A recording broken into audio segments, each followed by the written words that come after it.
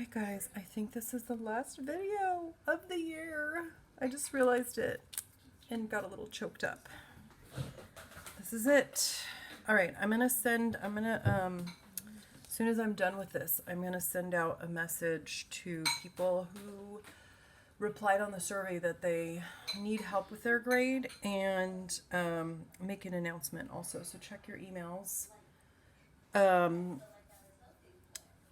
Let's see what we can do to work together to make that happen in these last 2.5 or so weeks.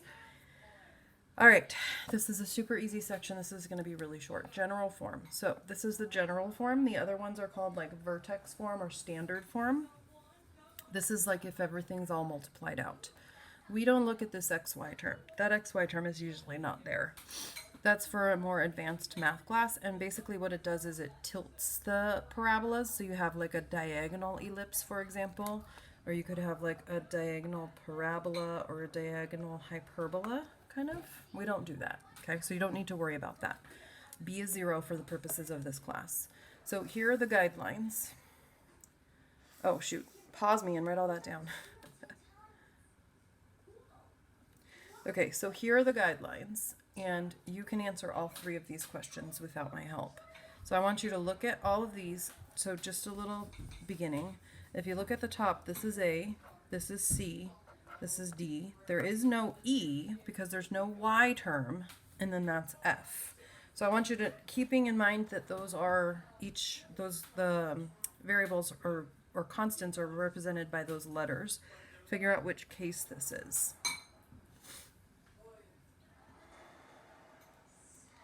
Okay, so A is not equal to C, right? 5 and -3. And they have opposite signs. So A is not equal to C, opposite signs. That means it's a hyperbola. That's literally all we have to do in this section. Identify the conic. You're doing 10 problems for homework tonight. All right, so go through, pause me for a second, and figure out the answers to B and C. All right, so this is C, this is D, this is E, and this is F. There is no A because there's no x squared term, right? A is equal to 0 because there's no x squared term.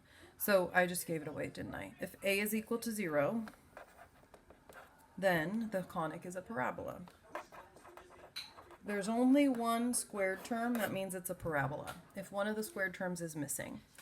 All right, and then the last one, hopefully you already did that. This is 1 and this is 1. This is A, C, D, E, F. Just using the model all the way at the top that you can't see on my paper. And then we see A and C are equal, right? They're exactly the same.